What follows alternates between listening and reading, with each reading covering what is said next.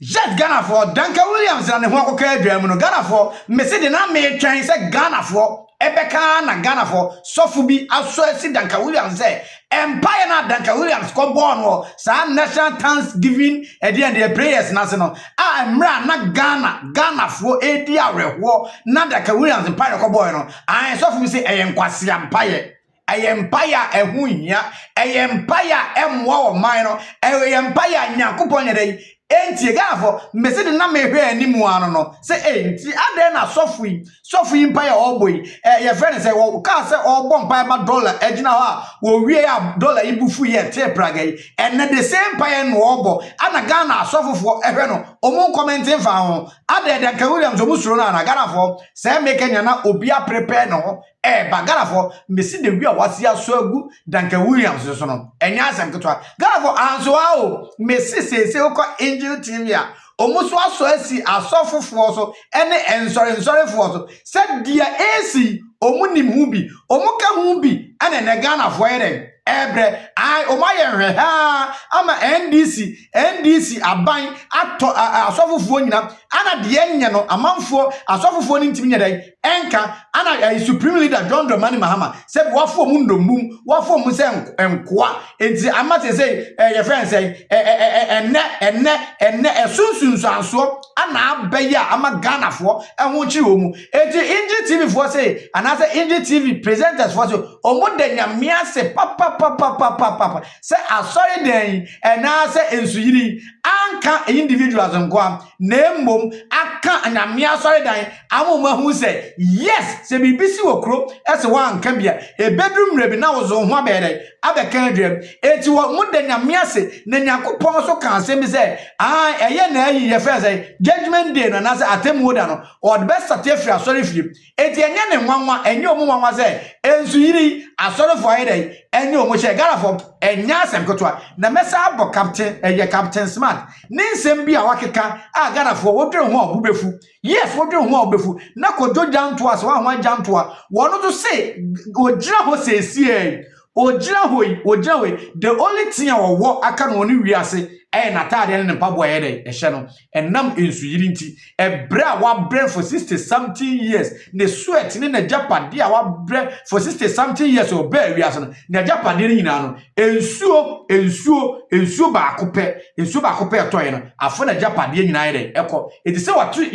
TV so ka say na taade ene ne mpabo ape ene o yede wo no wiase Ghana fo areho etino wo wie no okato mo say se president no eka so twa 300 million Ghana cedis say ye fanso masena na se binyansanim eti captain smart begino bedwena num na NDC fo na jimi fo no bi ebe praise Mahama say go twa 300 million say ye fama we fo na obi ahore ne ejapade nyina sa 300 million Ghana cedis ye mechama enkofo bebrebe no say na wono ne fridge kora betima ide ato eti wotra ho wo ye Ghana ne sa wotra so president John Dramani Mahama say wo twa 300 million to ya ade a se nka wonnim nyansa na so wadwum da wo ye badwemba wo bebo sa ho say ade ye John Dramani Mahama wo nu so say ska na anfa ntete gatasim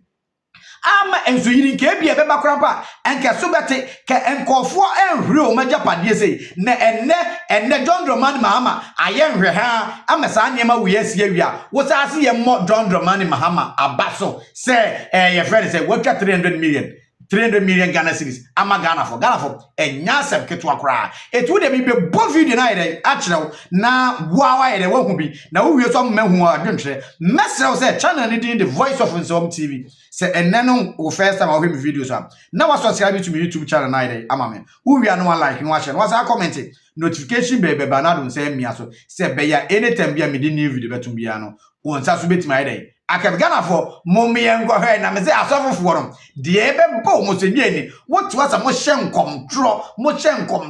e ma obi fa kwan so kwan bone so ebedi ade a me se nye de mbehuni enye de mbehuni me se mo nsore da ne nsu be feri nyina akọ na next time mo hye nkom na say next time mo dwuna mo be dwo man no ho first enne sika mo nya nyina no enye na ensuo atwe nyina akọ no saa ne yakopon ye dey na de Ghana for mumie nkote Duncan-Williams ya ye fine den enya asem kotwa ye omo ahosofo na e fire wo Ghana for mumie nkote mra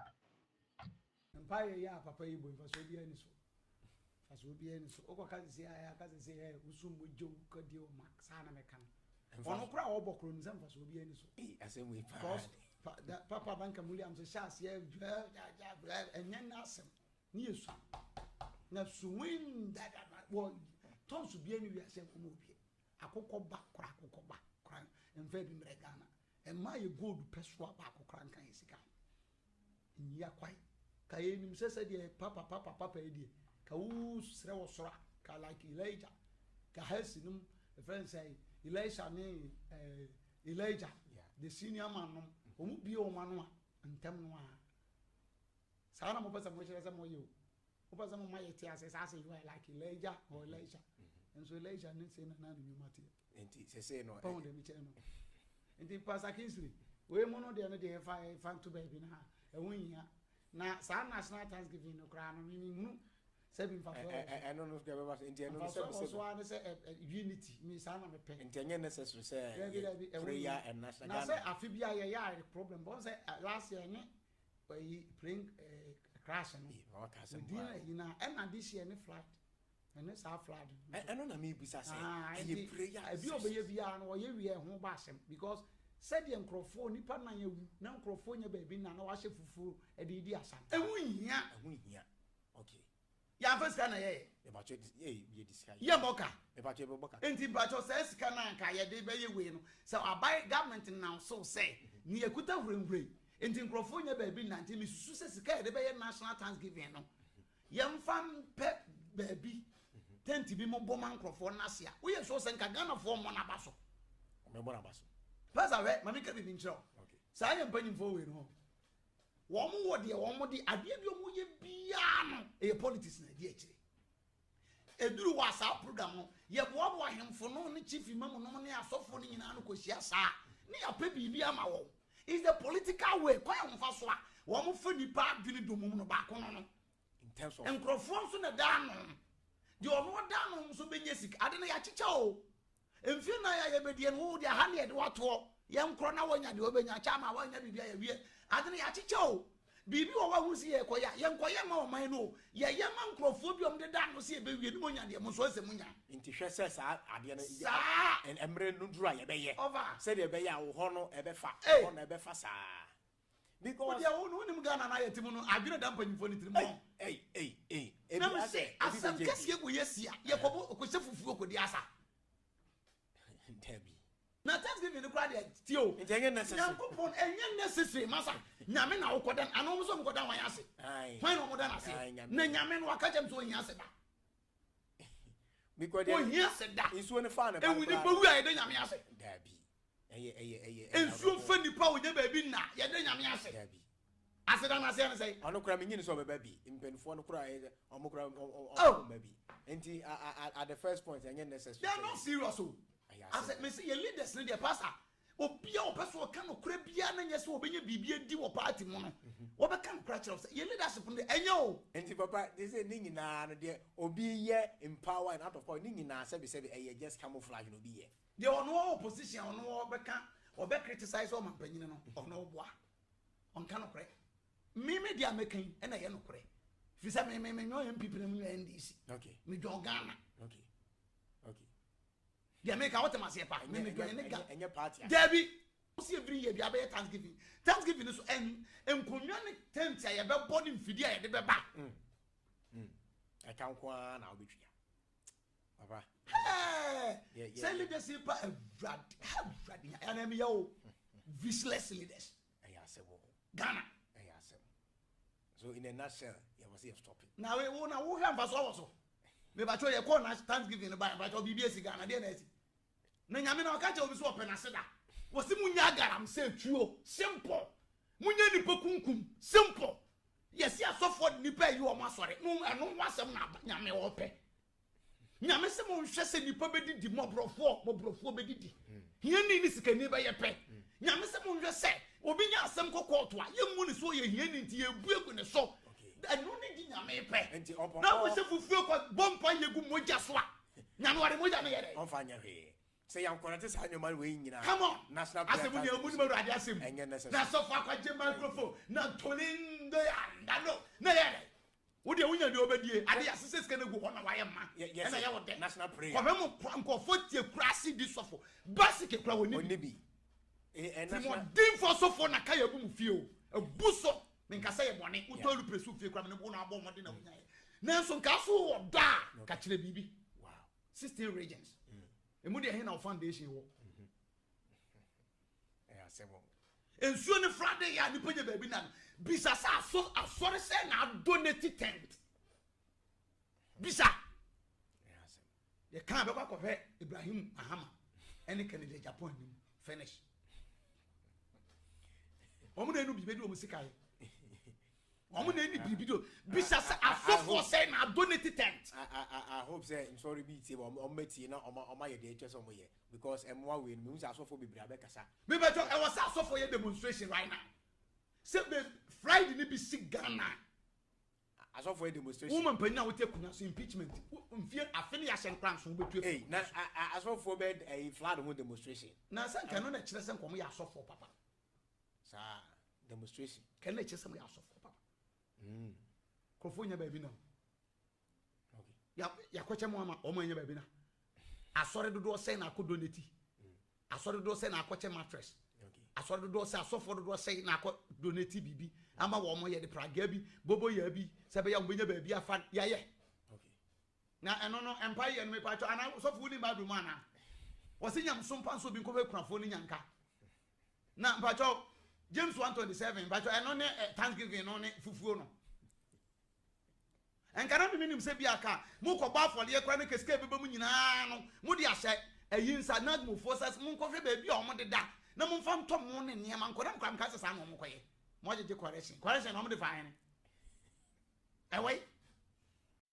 yes Ghana for suffering make sense ana Ghana for o make sense me say said ye suffer weekend say nko mu ko ho kra mpo na sabi akom ka say enkofo ho akiro mu enti asofofo no mo behia na mo amosem ya asofofo mo sika mo bon pai say de preko apotroshe mo minimu no ene mo me nyi sika mo me nyi mafode wa me fa nko support o mo ho aka adwa mu a na say fa ko bo mu dwetra Ghana for anka mo a na sofo ni say bisa akwashi mi say correction no mo tu ni sika na ewai edi adum Ghana for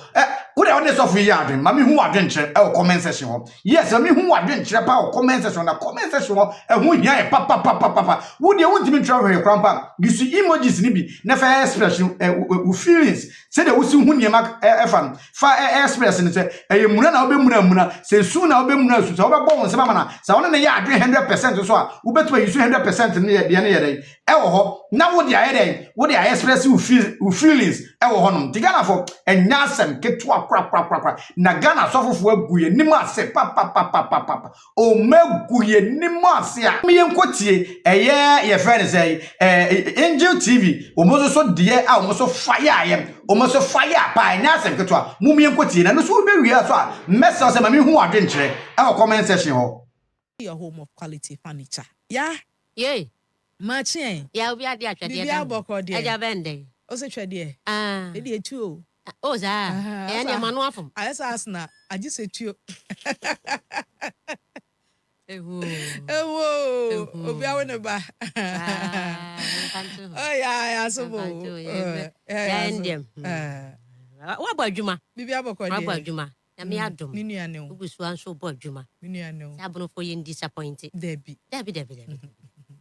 ba me chia mampani ojoso me chia stand ojoso no ka second turn ho ai na first turn go see say no ka second turn ho nka me hu ye 1 year de mu wawa na anabi o mu koyo no man hyeda hu ni ye ti na bi understand here another one na atoye nchem ne ba bi a me ye Kristo ni me ye Methodist ni me kwa sorry o sakaman Methodist ba bi ensu afa mani age ye Kristo fofi mani age o ensori bebre aflade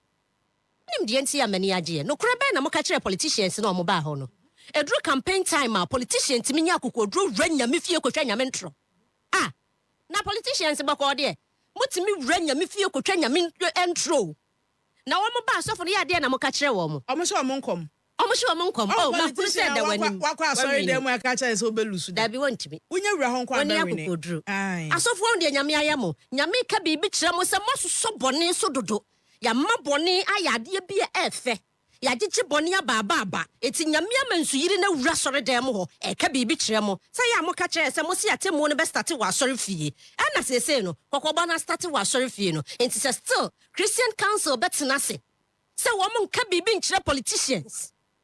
na sɛ Christian Council bɛyɛ din da bia politicians bɛdi abro wɔn bɛtwi entro wɔn bɛyɛ yɛ deɛ yɛnya ɔman no Ghana yɛnya kwadwefo Ghana ni nya kwadwefo Ghana fo yɛ padwuma pa ananka yɛtimi kopia sankofo ya wɔn mama poya na no wɔn pam ye South Africa nka yɛkura yɛkɔ so ɛnso Ghana ni timi kɔ Krikastan baabi a yɛ bomb de hye anum ne yɛ nyina yɛ kɔ hɔ ne yɛ se yɛ kɔ akɔyɛ adwuma enka de na ɔka yɛ nyame amfa nhyira Ghana wɔ hyira yɛ bibia me wasɛm bia yɛ ameka mesi wo man ya nyame won ha no ho mo ne netie nsa ne bio abibiman because abibiman sabi adwene ne nye obia ba ye wo bibia abibiman de ne ye ni aborofo de ne wo mo but aborofo de timi de ye so am ye so de fa ye nkuku ne ye nkakanka wo se broni sori a wo se me ko holidays wo Africa every South Africa na ne mapa wo but Africa ba ye no me enka nsuo to ade na de ba enye nhyira na nsuo de ba but Africa nsuo to ana ye no me ama Africa ade ne ye agye enya ban we de sha ase o eyen kakran na aba bedru baby abedri e o mu twa no na ne fe wo hwe drone shot na o mo de ba ye na ne fe na kire sa Ghana efe pa afa se Ghana nye fe biem na de sa ye me de biem ne sikafo na nsuafo mo no se na mo ka se de bia hia ni na be fa no na hia fo na to gates no ene ma gu gatem ene hia fo ofin se mo nsu mo ofin ana ye nyina na ya gye ye ni so was say yes sign so call because sikani di ni tumi abeji asase na eda gata ne nchen ho no and wa block ya ma gata na ye ketewa bi and we ye dey koka me na ma aban wo so me papa ne ya somasi we ya me ya chewatum he ni ti area ho woni hweka ontimi nka bibia asikafo no nse mo mia mo am ho wo ho ka ase asai eduru ba bia na efe ya nyina beji ya sampia ya beji ya shomia ntu obia wudu tumi ni sisi mi a nyame a kire o se ni tumi so senem akristofo nko o machi no momra enkramofo nko o machi no momra abosomfo nko o machi no momra na afi o mbeka no kure ne yanko yanim because maso so politicians so a chedodo mammo mo filisa so mo ye nyame wo mayimo kami hu ye politician na waso obesom Ghana ba Ghana ye ne yesom wo mo ye hye o mo koto wo mo da kakre benya die nti twa asase na ne fe ada na asase na duru sesese ensu ayira fa asase na ye de ho anni kristo ahiafo ma awuo nya asem ketwa ade ye ne ya gye so wo man next time no ebo fox kafo ne lemu a kaye pa na nkoma hunu se mu oya emoko no obi a wo ba bi ye so a ebe ye ne ya be na muso munya nka mu nwie de me ya eye ahiafo a wo ma hwere wo ma de hye ma me beba bi a o hwe no ensuo de ne kɔ video na wuyi no boy ne me hu se emi se obi atonsuo nim enti wo hwere prekope okɔ rescue ni pakro on Ghana ni se de yete oni oti mo so wo hu se bibi kɔ hwɛ se de wo hwere prekope to rescue that thing or that person adai hwɛ ma hwɛ oda so hwɛ political t-shirt baby akoduro adwene ahia reset no wo se hu se politicians ne mo man no babu no sauti area bi na gata wo ho na sikani bi de ne tumi ba mo organize mo ho amonya action bi because say ya na dachi we ni enya eya ketewa bi mayo eya de ketewa bi enya nsu kase na da ha obi da mu nkonwa na ekɔ obi couch na we ye ni bra wa bre etu dan ni mu nkonwa no nti hu 3 in 1 hu 2 in 1 na wa hu single no video bi a me hwɛ ye dan na chi no ebuma jase wono no ba bia ni mo no so ba ya wo kutaki obi ani mo na kire ni no ensuo ni de kire ne ko ne mo ne ma house ne ne ma na manfo nya na dufo de no ya tum beta kirebu de ensuo timi ensuo wotumi ensuo ye very powerful and fansuo de da no obefa wa de brusa hwe ni pa ne na mo nchen so and ECG fo ya de pa ma me ba pani a wogina de hwe uti musa ya entuma ne boni mo entuma no krafo be ma bia no wotata de he ho ne yi nipa faaye hwe ho ne yi nipa e de ne faaye anyam panimfo awreho e wo se wo musutwa adwo ma wo man no yakase o man na to abese no a eye de asie ade na dwo mu nko a o man na to abese no we ne yaka ne se o man na to abese no yenya bibi yenkeka ye ho bi afa Ghana fo nso nsesa ye suban fo tantan na me share video bi a apia nwura ni se ya na de ba Ghana fo suban dodo na ye suban afo etan enwura ni kuta no wose me twen so na eto anam de atum on de so na ye wo ensu a kire wo se ye mu na nimtia no bebu nimtia first ya nana no se wo dwonsa gatamu a ya be ye abosom mpo be ba chia wo ya so obusu bia no afri kokode a wo de aye tumi ye wo nsuo mu no me mu nsuo nimtia da no ka no ho ye kura so tumi nyina no ye nyina ye nkeke ye ho ne nsuo ade so wo man. Yes, Ghana for Oji say journalist for Omani Daho, Oma was at the Ebano, and Isuson, and just say the Omo bought Abaya what is whichy, bought churches at Chiana, Ghana for, and because Ebano Munas, Oma present as Omo to win a coffee for so for be better so, maybe some boss of bidding, no more shem control of our battle. Aye, if Ghana for all they say the Edisuum, and to Mount Oman can of Crana and Charles of Fona, aha, the Ebano, Rumu nyinaere eko edigafo mame hu adwenche na ye wia mummi yentie mame hu adwenche o comment section ho yes share wadwen because ehu hia simani kan ka je so wadwenche no ye use ye push and ye hu de wia omani se yere eko eti mame hu adwenche o comment section ho no se wontimi ntro bi because betime use emojis na se bibi dia yere a share wadwen ensiwa o mummi enkotie janto aso so asema ka se wa hore ne ne manyina wahore ne niema nyina na ade a wowo nata ade pe na mu wia mu ntie ka Kevin Taylor ya ne nkwasi asem bia wa yere wakika na wo wie zu na so mma yere mehu adwenkyere wo ho mo me kohemra. I have lost everything. Oof. Everything in my house is gone. Victim. Everything. I have one shoe left. That's what I'm wearing. Please share the video. The only thing is that my wardrobe, my televisions were hanging on the wall, and my wardrobe is higher. Lost everything. Most importantly, my books. All gone. Oh no. Look, Israel, good morning to our viewers. The intensity of the water I saw on Monday, I realized water has force. Water has force. It was waist level indoors. My freezer, my cooker, name it, all gone. My mattress, my bed, all gone. And I don't want us to talk politics. It's not political. It's a failure of the system. Yeah. 66 years we've been flooding. 66 years Accra has been flooding. Go back to April 1960 and see. We've been flooding for 66 years. Government come and go, come and go, come and go. Nothing. Shouldn't talk politics. This is a national issue that we need to all sit and deal with. Drains. Look, it got to a point, my gate was closed and I was standing on my porch and the water was coming and I realized if I don't open the gate, it just dam the water and keep it rising. I had to walk through and that came right up to my chest.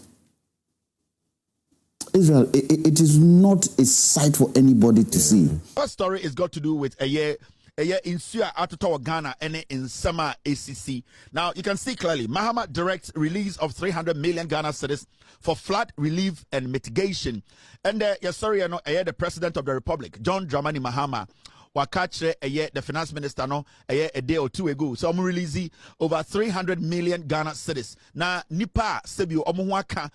insua etoye ese nyane ese japade eku nipa no sebio Ghana abanso ebetumi aboa na omwa sebio mu baby da enimeni no aban bepe baby mo de omutiato ene sebio nyoma asai ene senia yebetumi afa kwan bi so ama de esi no atoyenchema esi no ensibiem enti sa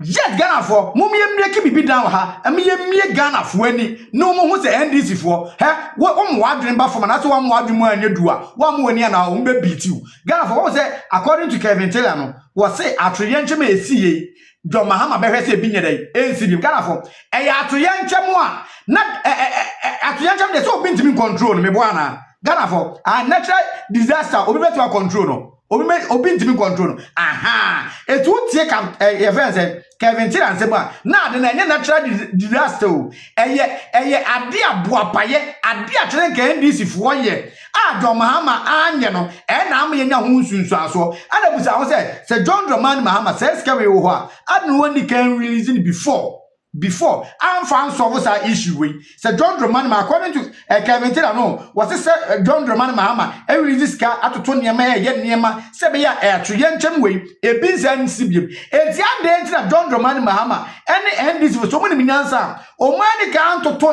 niema se be ya o mo be prevent the esi ye no mama na si ansa no mo be act Ghana for we che say e wo ma ye se pete ensu obu omu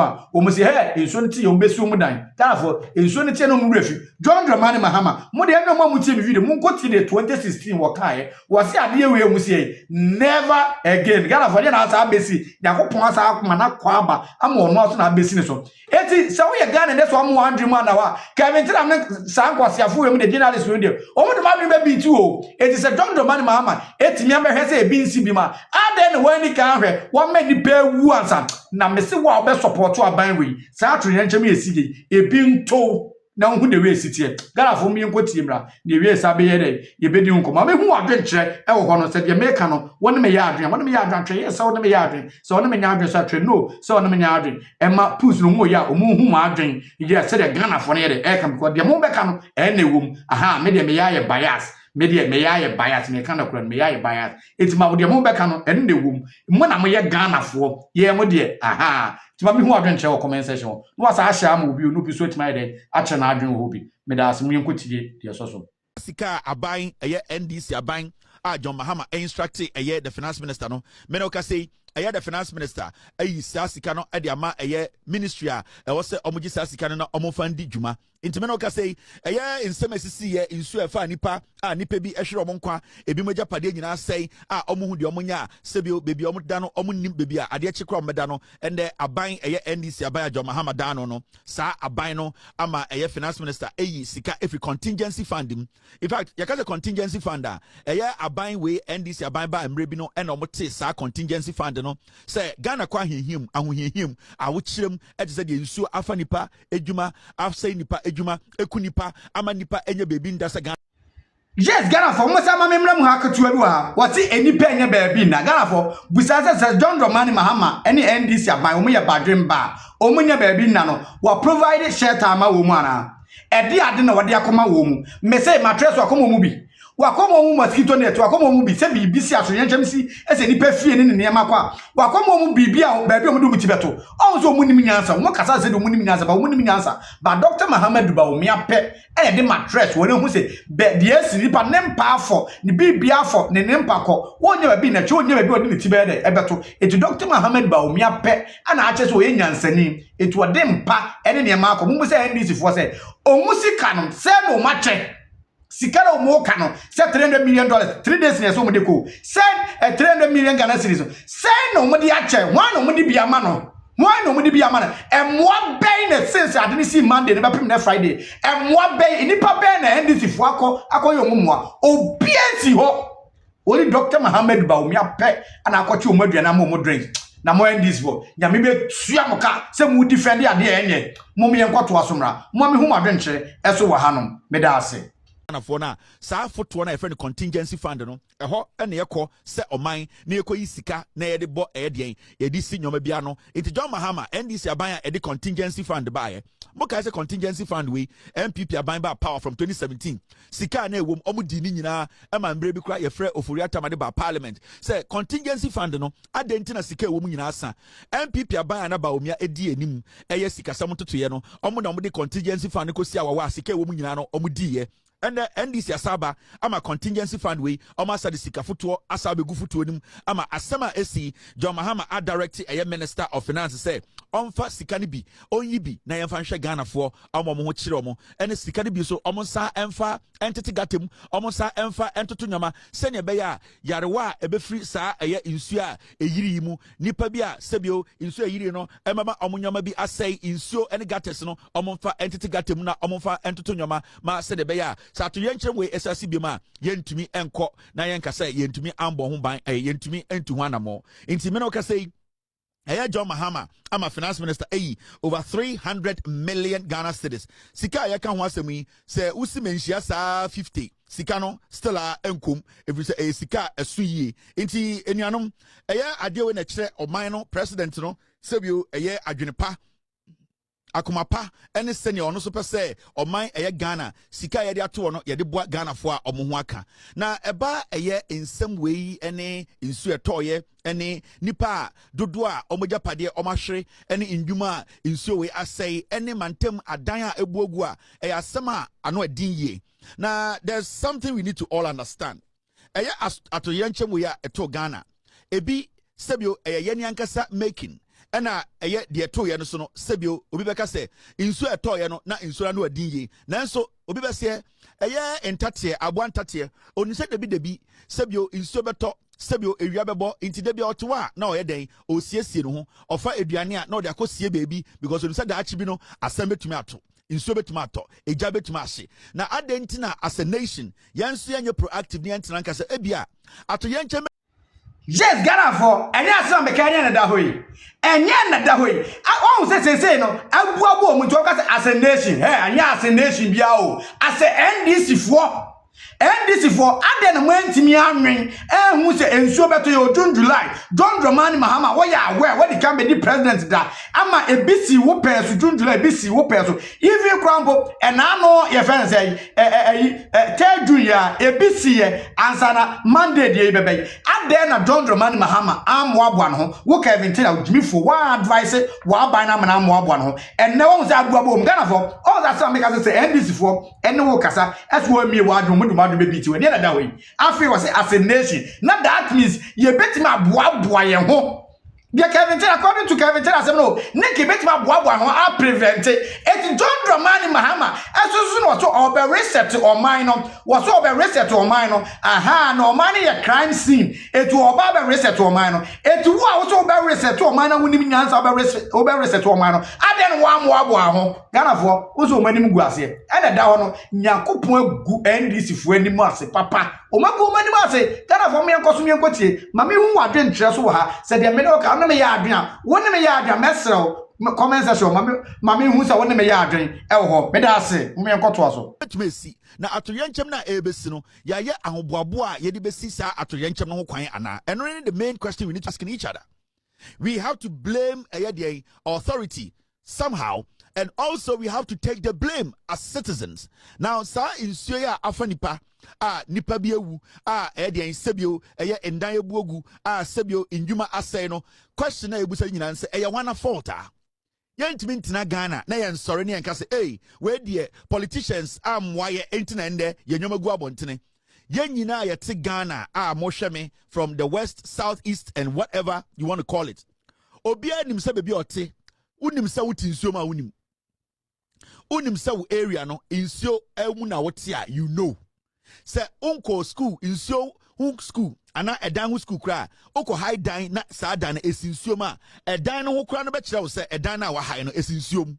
enti 80% of any Ghana for yeti baby insio wo no we know say we are living in water, we are living in waterways yenim say edan baby esi edan na ya rent no obo etumi ka kire say edan we de ne boafu efri say baby esi no insio ta aya na ateche wo ho you know. Mama yam pretending ye want to say sebio de esino ebin sida. We have to blame authority. Now answer your beggar say you be blame authority no. I know say some people will say oh adentina eye de asem we sia and that the end this what power. Now Kevin tell us say you blame authority. I am not saying we should solely or we should wholly blame authority. We should blame authority because one, when the system and make us say authority make a bind,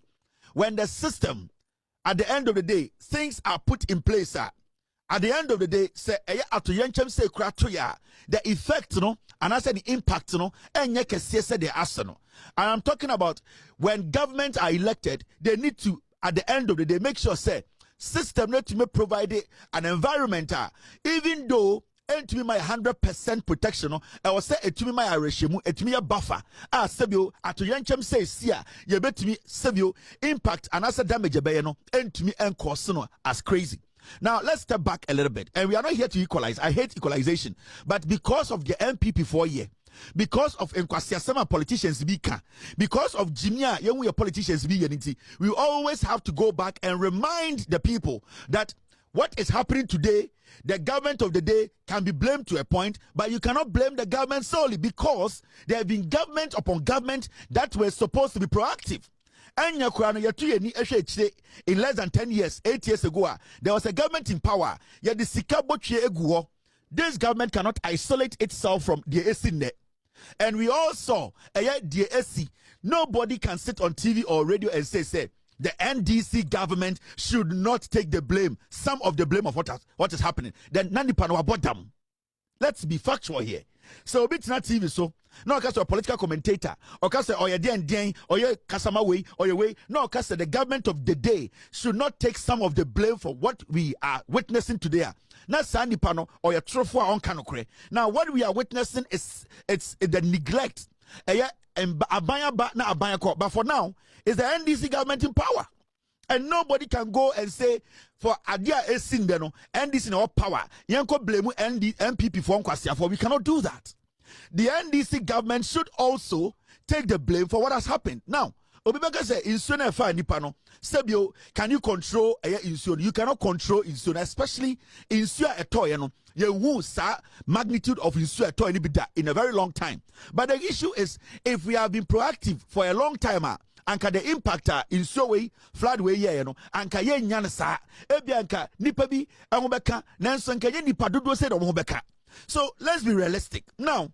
we are always blaming government. We are always saying me will videos 1 or 2 3 videos now maybe any other people be omokoye den omoko interview omo aban be hwe me dem nsuo nyina me dem nyina say e den aban ne be. The question here is aban did not tell you to go and rent where you rented.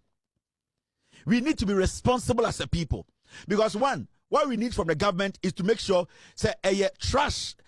some of the reasons in here flood way by. Then the system needs to also help us. The system needs to provide dustbins all over the place. So about Brochia, Abani provided their bins. Abani does what Abani is to make sure sa ball and their good bins in them. Then ye ball and the court.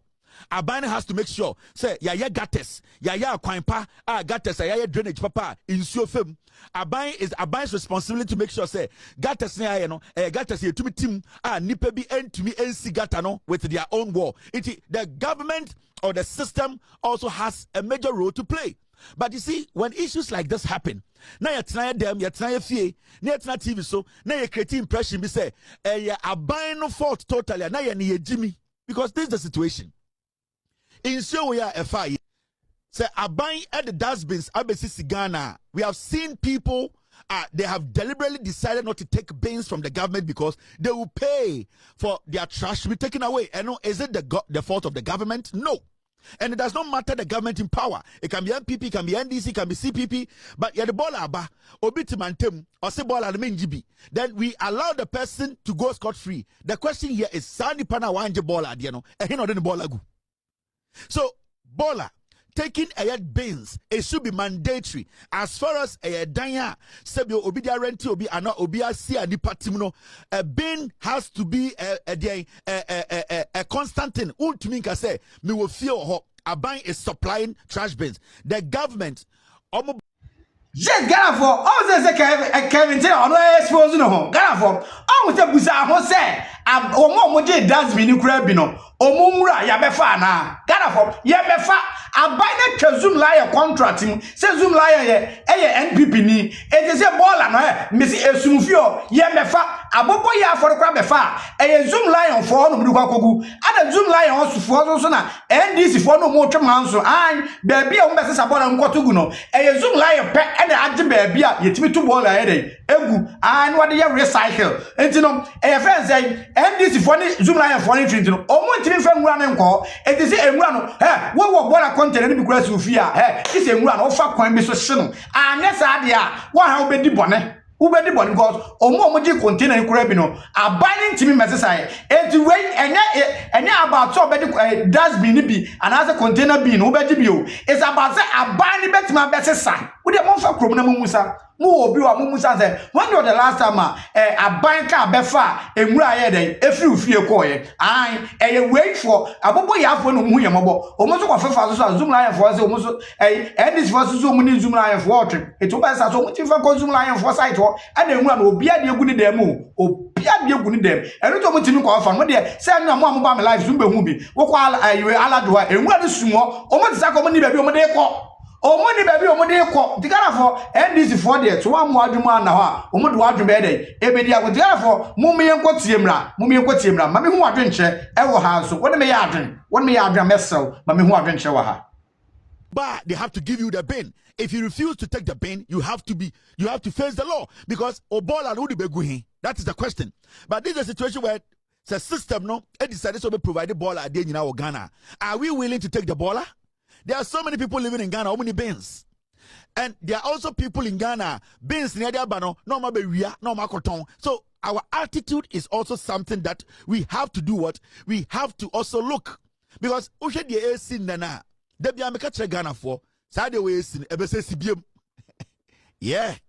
I'm not going to sit here and make it look like, say, I need to protect anybody. I'm not here to protect anybody. Because the one now for you so I say I'm dying. I would say a few months ago or a few weeks ago, maybe I catch the Ghana for say.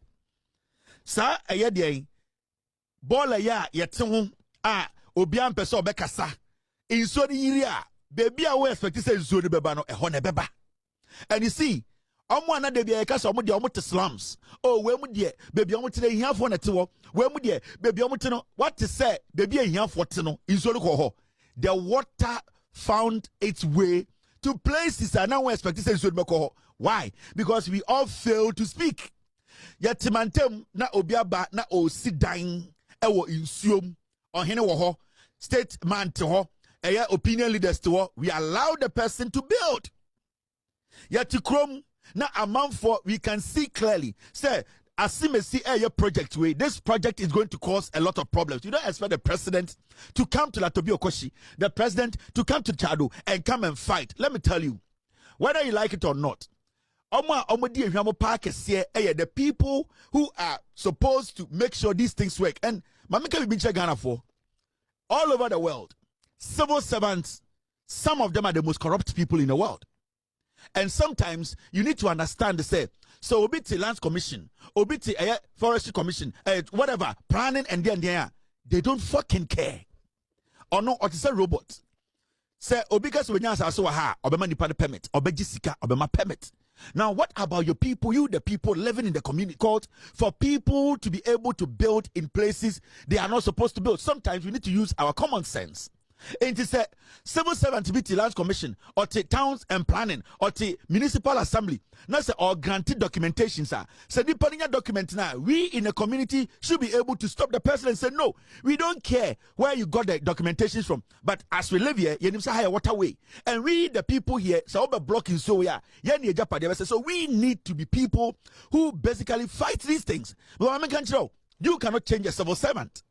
There will be a Water Lands Commission for years. What's not MMC said what they know they are taking money, they don't care. It is a better Ghana. Not the piano, Yabo Abaysobo, oh NPP Abandia, Oma Nyadia, Omusida Pajisika, and oh dear, it's right. They did it. They are careless, they are stupid, they chop the money. But what about us? Because we need to find a way to protect ourselves. Yes, Ghana for all the mechanics say Captain Smart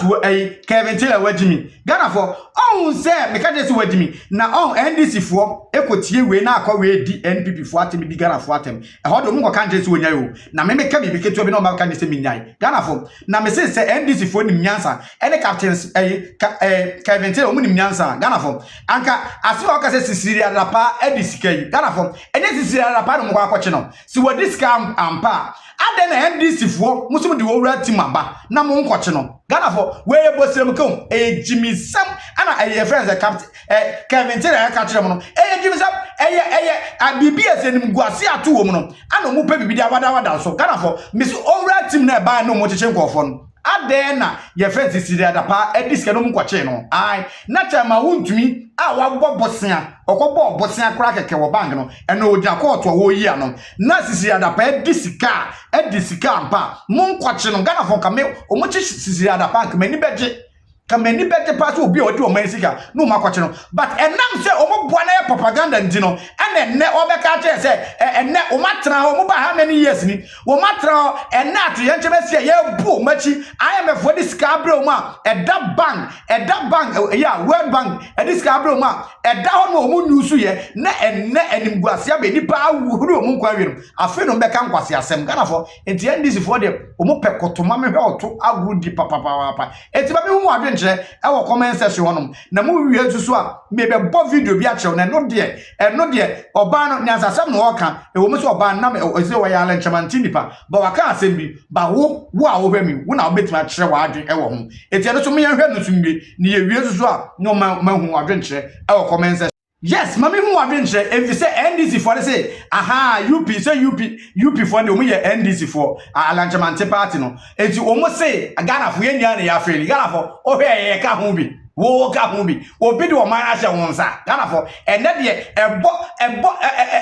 ene woni mguase ba de omo say nya na ya feli ene omo nda ka say John Dramani Mahama ye Messiah na oba beje no ene Messiah na ba so wentime anyemo a mo si ye nyina na ya feli ho kwa na Ghana for wo ya adwe ye nya na ya feli Ghana for wo de wo so wo you to say nya na ya feli ma me hu adwe nkyere e wo comment section media be believe say me nka hu bi because ye esi nchen na NDC for so many millions ombetima ye ana o mafeli NDC for na afeli it is a NDC for na afeli a twe comment section was say NDC aha say NPP ye nya so na afeli so twe say Ghana for nya na ye afeli ma me hu adwe nkyere e wo comment section mu ye nkotie mra na eja sama esi wo Ghana no I expose ye nyina Jacob na expose ye say expose ye nyina o ka ye nyina sa obia Miso meka ho. Oka ho. Meka ho. Mrs. Sayoti hey ka ho. Obi biara ye di adwuma hye wonsa expose you. So we a politician, so we a lawyer, so we a doctor, so we a teacher, we a software. Whatever we here no. This asema eja esi no I expose you. So we ye adwuma ye, so wanye ni ye I expose you. Because yeah, the new Ghana na ya papa kano. See you bet to me aya. Eye how ye chire ye nkwala ade wo school. Ye curriculum na ete saying. Ye to me chire omo ade omma omo ye law abiding ana. Ye to me chire omo ade no omo ye patriotism ana. Ye to me chire omo ade omo to me cultivate habit be towards work. Em omo hu say me ye ade we anya. Asotwe wo ho ma me ana hwe adano Japan ne Brazil ebo wie Japan for ye dey almost the same way o ho nyina very good ewie almost say dey extra letter eto ho da government no ase so mo kwan kra mo ma ba ho abetra hwe mo wie almost yes ye dia sha omo ase from collaborate so we ya photo ha ye ni say ya the discipline no ahye no mu enti omo mremu no yes uko baby kra na exhibit we ya like leave the place more than as it was and no na da no mo ye no Japan mremu no u adwuma mu a u hra ma ye be yi wadi hey and oh yes wo hra mu a nature say me hra mu no because hram ni infectious. It's who Rama Obama be a ram no be any ha. It is a bra. And the Samran Omunchum. I did say Ramon. Your discipline. One bra. What's nothing. Baby, Rambia and your bread. Baby. We are here and Beduma. And to all Ram. Ram. But I make a say. A ram no my chill. that shall not be cause that you are young. Why you are once you are working, you are yeah, you can't cram. Why? You say my year Juma. example. Nature say me hramwa. I said me year Juma na me ko hramwa na me samba na. Such a way say yencho. Honorable. Ma pamu afia. Why am I? And then a year attitude towards work, discipline. You instill in them whilst they are young. By ye Kwasho ya curriculum ya de chadi. I said we de bia me kayama Jesus kwasho me letter.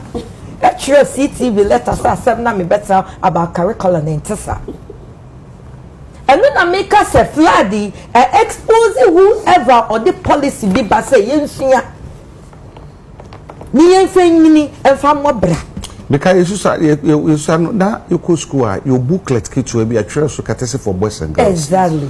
Until you the mount working kind. Until me miti way ade bibiro ha mitumi nye da. Exactly. Say mo fie kura na se me no mu so wi a. Exactly. Say that me demonstrate here you know. Me mo amane sa na be to be mo. Mitumi fan to am da. Because what's here ya dia show. It's we say some of our enuome bia yesua say na papa Mahmoud Baumia cause when the fundamentals are weak the exchange rate will our fundamentals na ye dey check enkwala na se e weak yan check kwala na say no be patriotism say I'm dying for my country ade we me say na me sema me ho me sema me mai yan check kwala no mo nya law abiding say eye say me di mraso me ndiso a eso asotwe wo ho punishment wo ho nti kwala ni benyi no be politician ye dey ansabo sikani ha because when me say accountability at the end of the day you be to charge me party be ko demonstration kwa kwatena form esu ni e to charge me na ma fa me hu the fundamentals are weak and then honorable Alankojo chairman ti achichiri wo book yi mo page 82 our attitude towards work, how we be patriotism. And today I made the say Papa John Dramani Mahama say we have to build a new Ghana. Nigeria be build ya. This is a chassis baby. A new Ghana of old mentality. Exactly. So we can't do a new Ghana with old mentality. See, a building new Ghana, we have to start with new things. Anything na mabubo so no. Any arrogance or power, ye nya to me ye exhibit. Nina you say chum, you tuning adwin na chum. Na na ya me ya pa say me nya no mie no mo divert topic no call baby a na ni say yakọ because yes Ghana for mo hwe na mo nyaji video am hwe eye Kevin tira asem a oka say ye disika ba entimu mo sentimu a mo amahwe ma japade no 300 million Ghana cedis ntino mo John Dramani Mahama abaso no mo amon nyaji obai so asem a okan alanchamanti ni person mu de NDC for o ma asem okan on so wa so jeje wo ho video na ohwe ni na Ghana for mesre kotodwegu fom ma me hu adwenkyere wo ho adwenkyere no hu nyame because adwenkyere no ho ye wo hwe videos wan kyere wa adwen ana se wan tro bibi wase na wan yusu emoji bi wase a aya na emwa emapose ni dey enkoye ti se de ye hwe no it mesre wo se ma me hu adwenkyere e wo comment section ho no ma me hu adwenkyere na wo hwe de ye ya Ghana for se de oba na ye nya na ya feri media menka hu bi ana NDC for Kevin Taylor we no say we smart and so one video no expose no o kasa wonwen enti wo tie ni video no akosi a bon so we expose no na mesre nkotodwegu fom mesre chef akọ ye friends WhatsApp group a wo so chef come obi bia wo mi say political group bia wo so share many pattern wo ko Facebook so a your political group wo Facebook and also mesre say share na fire day e come obi bia wo because ehun hia papa ehun hia because NDC for we use social media na papa enu to matuatua utie enkofo NDC for president yo mkan ne matuatua mu nyina aka o no matuatua mu nyina aka no mo ye adwuma ye dey ema wo mu yes ye ne obi a the one social media voice of some platform yana why be adwuma enu ta me fa ada friends news enka ho only politics spend am dey me dey no ti mesra say mon share mame what mon share na mon comment wase nyankopon nhira mo na me se me hye mbo se de niam si koya NDC fo NDC fo Ghana fo akoto aba ma wo mu enne omaguma Ghana fo ense si fo me ya me se 2028 nyame ya adom ese ekoso ye adwuma den ne ye dodoye ho ye ja matimi wakame ya me se 2028 Dr. Muhammad Baumia ebeba abem ame ye ho ato ye kase ye ho beto 100% but at least e be far better than NDC amemu ayede ye hu me da say mon share mame nyame nhira mo